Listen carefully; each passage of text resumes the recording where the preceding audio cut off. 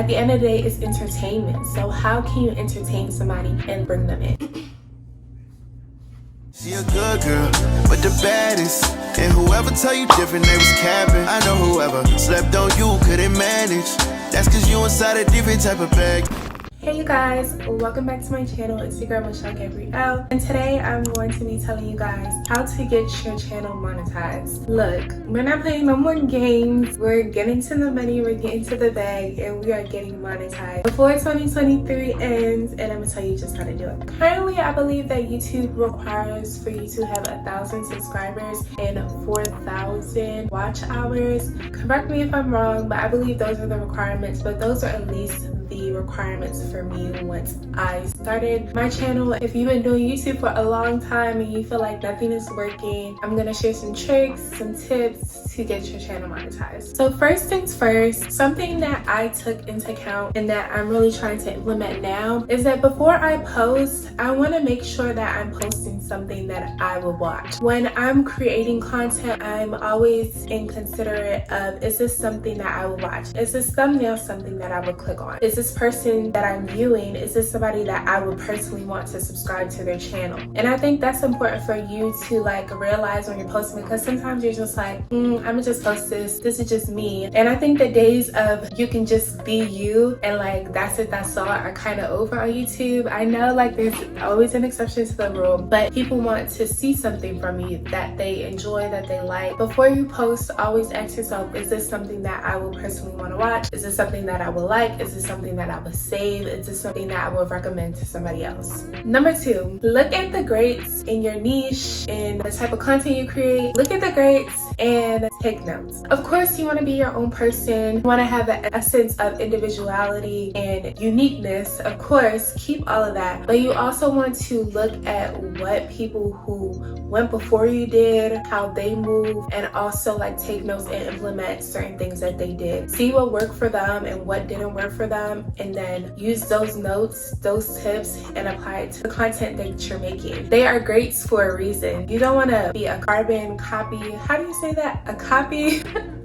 A carbon copy of another influencer, another content creator, another digital creator. You don't want to be a carbon copy, but they got to where they are for a reason. So I will always say take notes, take advice, take tips from them. Number three, look at your analytics and see what your audience likes. If there's a certain type of content that your audience really enjoys, capitalize on that and continue to make content similar to that. Like, of course, you don't want to put yourself in a box, but now that you know something that they like, just continue to draw those people in, especially if you're just trying to really get monetized. Look at what they're liking, what they don't like, what type of content that they're engaging with more, and continue to try to recreate that more to really draw more people in. Number four, I think, like what everybody's always going to say, consistency. But not consistency in terms of posting every Wednesday, and consistency in terms of you need to post every single week. Consistency in terms of continuing to go regardless of what happens. You can't go super hard and then never show up again for like years and then post one thing, post another thing. Consistency in the sense that you're continuing to post and also continue to build on your posts. A lot of people want to follow your journey. A lot of people are inspired by your journey. So when you're following up with another video that happened like a while ago and you're just continuing to add on to whatever story it is that you're telling. Also consistency in terms of if there's a specific type of video or a series that you're doing, being consistent on continuing to, like I said before, add on that series. Number five, this is a very important one. Invest in your aesthetic. I know a lot of people might be annoyed by this advice, but it is really important that you continue to invest and make your content look better than what it was before. You don't have to completely go along with what everybody else is doing and what everybody else is wearing, how everybody else is doing their makeup, but it's important to invest in your camera quality, your audio quality, your editing quality, and your appearance. If you're showing your face on the screen, you want to make sure that you're looking together. You don't have to be dolled up, face beat all the time. You just want to look like you're showing up to your job, because this is your job. Even with your thumbnails, and this is consistency too. Create an air of consistency in your thumbnails. When people visually look at your page, it's appealing to them, you know? This goes to your Instagram too, your TikTok, because I know for me personally, personally, when I look at somebody's page and I see it's just visually appealing, the fonts are similar, the way it's edited is similar, that is what draws me to their page and want to subscribe more to their page. This is number 6, I believe.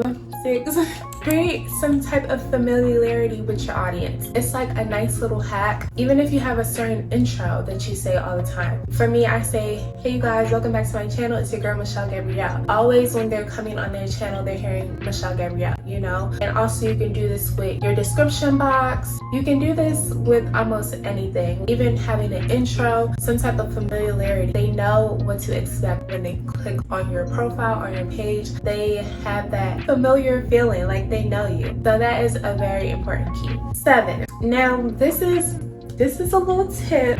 I think some of y'all should know, but look, the way things are going with short form content, all of these platforms are really pushing it out. So I would say on YouTube right now, to really get you your subscribers and get you monetized, you gotta put out some reels, baby. You gotta put out some reels. I don't want to say completely stop long form videos, but definitely try to hop on the reels bandwagon, because your videos will do a lot more numbers and a lot of more subscribers will come in through reels. And this goes to another one, number 8, hop on trends, not all the time, but every once in a while. I would say, one, if you are a beauty creator, one of the very recent trends that probably got a lot of people a lot of engagement in this time period was all the Barbie stuff. Like if you did anything using the Barbie sound, if you did anything dressing like Barbie, if you did anything doing like your makeup like Barbie, you got a lot of engagement because the movie just came out. There's so much content around Barbie. You don't always have to hop on the reels and be the first one, but for YouTube to really push out your content, it helps when you hop on certain trends that are on and popping at the moment. Okay, and my last tip for you is to create a sense of need for your channel. This really depends on what type of content that you put out. When your audience is coming to your channel, they want to come there for a reason. It's kind of like, why would I want to follow you? Why would I want to invest in you? What substance do you bring? That might sound bad, but I mean it in terms of, if you're doing